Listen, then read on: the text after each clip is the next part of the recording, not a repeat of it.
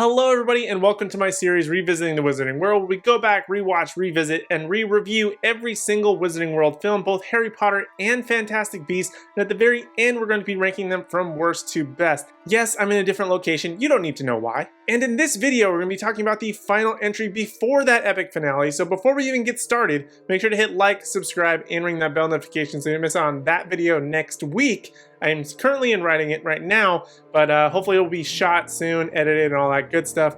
May take a little bit longer, but we will get there. So make sure you hit subscribe now and ring the bell notification so you don't miss out on it. But today's video, we're going to be talking about the final entry, as I mentioned, in the most recent Fantastic Beasts movie, Fantastic Beasts: The Crimes of Grindelwald.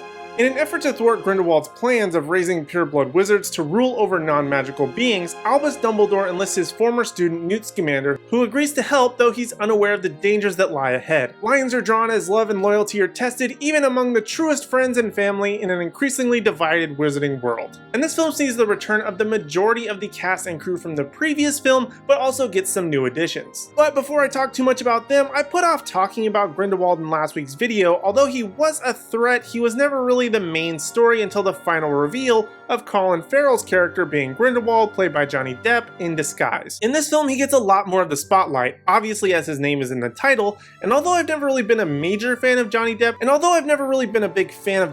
in this casting, he does alright, I guess. I mean, they basically try to give the story of Voldemort when he was at his true power that we really never got to see in the Harry Potter series, so he has that, but there's no real draw to this character for me. And we get a few more characters like Nagini, Thesis Scamander, Zoe Kravitz as Leta Lestrange, and Jude Law as a young Albus Dumbledore. In terms of Zoe Kravitz's character, I thought she was just sort of okay, but I felt like this could have been anyone in the role and it would have been the exact same. Her story was kind of lame to begin with, and I think that her character was primarily used for the namesake and how it's connected to the other Harry Potter films more than anything else. And on the same token, the same argument can be made for Albus Dumbledore. Was he actually needed in this movie?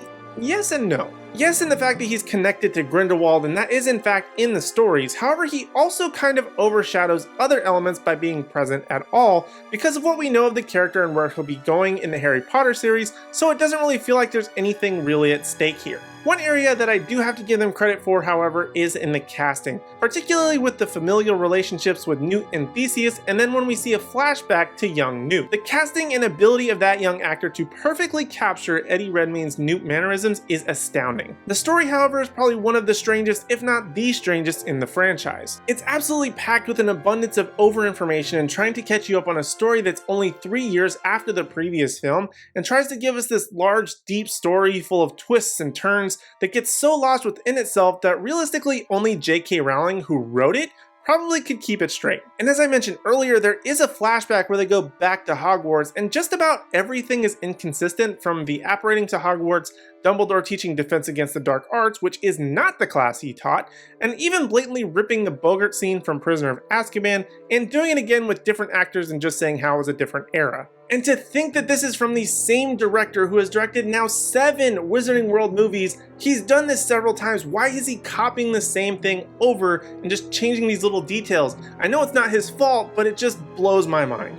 The area that I always struggle with most in this series, the action, visuals, and CG, are a bit muddy. Sometimes it looks great and can be quite enjoyable, and then other times a creature can look strange and not fully rendered. Then it will go back to immersing you with a grand spectacle that doesn't make a whole lot of sense but looks awesome. Overall, Fantastic Beasts: The Crimes of Grindelwald is a very messy movie. It has a lot of the right pieces, but somehow manages to shoot itself in the foot throughout. For a casual movie fan, this may be a decent film with wild creatures and situations, but if you're a fan of the Wizarding World in general, you're most likely to come out of this movie with more questions than answers, and even more likely be downright frustrated. So where will it rank on my list? For that, you're gonna have to wait until the next video where I'm gonna be ranking the Wizarding World from worst to best. So as I mentioned, that's gonna be coming out next week. Currently in process of writing, shooting. Might be a little bit late because it is such a hefty visual video, but hopefully you will enjoy that. So make sure you like, subscribe, and ring the bell notification now so you don't miss out on that video. And for even more content from me, head over to the Nerdgenic YouTube channel where I have new videos all the time. We're talking about all sorts of things, including the Eternals. I'm doing a whole bunch of content on Cowboy Bebop upcoming. We're gonna have Hawkeye stream soon. We're gonna have so much content, you're gonna not wanna miss out on any of it. So head over there, give them a subscribe as well. You're also supporting me by doing that, so I greatly appreciate it. But other than that, those are my thoughts on Fantastic Beasts 2, The Crimes of Grindelwald. Thank you guys so much for watching, I really do appreciate it, and I hope to see you in the next video.